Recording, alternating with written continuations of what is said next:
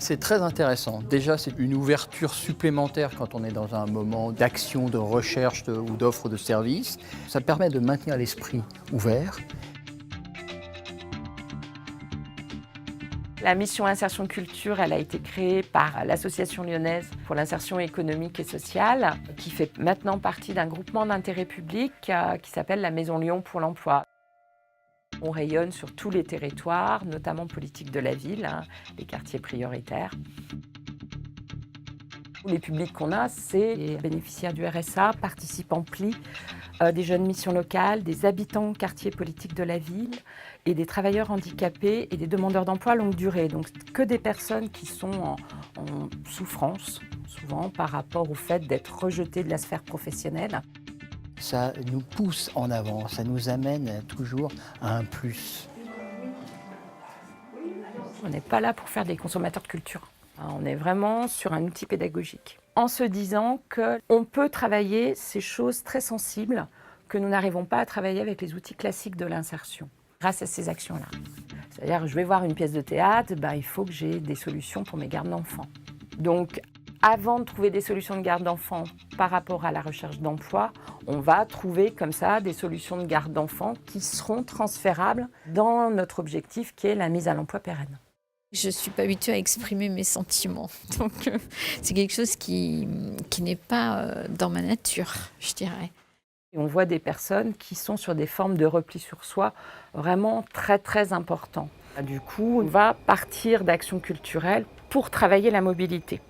Les gens, quand on leur dit « vous faites une action, j'apprends à circuler avec les transports en commun », on n'a pas grand monde. Par contre, on monte des actions avec une proposition culturelle quand même riche, intéressante. Ça, je l'ai fait notamment pour le CEFI à Givors, pour apprendre aux personnes à prendre le train, un bus et un métro.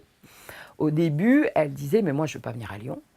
Lyon, c'est une ville dangereuse. Je vais me faire agresser. » Donc, il y a eu tout un travail en amont pour dire « Lyon, c'est pas ça.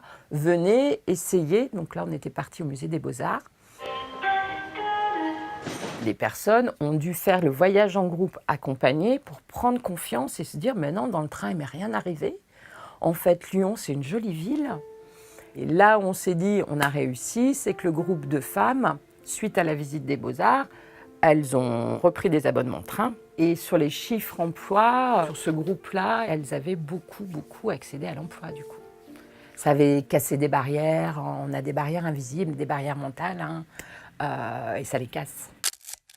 Je vais vous proposer donc de découvrir l'exposition tranquillement, vous prenez votre temps. Donc là, cet après-midi, il y a une artiste plasticienne, quelqu'un de volontaire, pour animer un atelier. L'installation, à mon avis, va susciter beaucoup de discussions. Et c'est l'objectif. L'objectif, c'est pas d'en faire des historiens de l'art, mais qu'à partir de ce support artistique et culturel, on crée une discussion, des échanges. Parce que ça pousse à exprimer quelque chose, la souffrance. Oui, Ou le bonheur aussi d'ailleurs. Oui, la joie aussi. La joie, oui. Mais quand on est avec des petites vaguelettes, est-on vraiment créatif? J'en suis pas sûre. Ouais. Et puis qu'après, ils passent à la pratique. Parce que quand j'ai fait la présentation à l'Espace Emploi, ils m'ont demandé de voir, mais ils m'ont surtout demandé de la pratique artistique. Aujourd'hui, on est là pour se faire plaisir, pour s'amuser. Tout est permis. On n'a pas besoin de mouiller le pinceau. Vous n'avez pas besoin. Quand on parle de freins périphériques, on va parler d'estime de soi. Un de nos objectifs, c'est aussi qu'ils reprennent confiance en eux, en leur potentiel, et qu'ils sortent comme ça de l'isolement, puisqu'un chômeur qui n'a pas de boulot depuis un bon moment, du coup, il va avoir tendance à s'enfermer.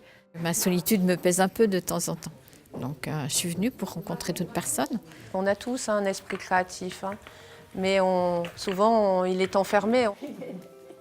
On est vraiment sur une augmentation des capacités de la personne et de son pouvoir d'agir.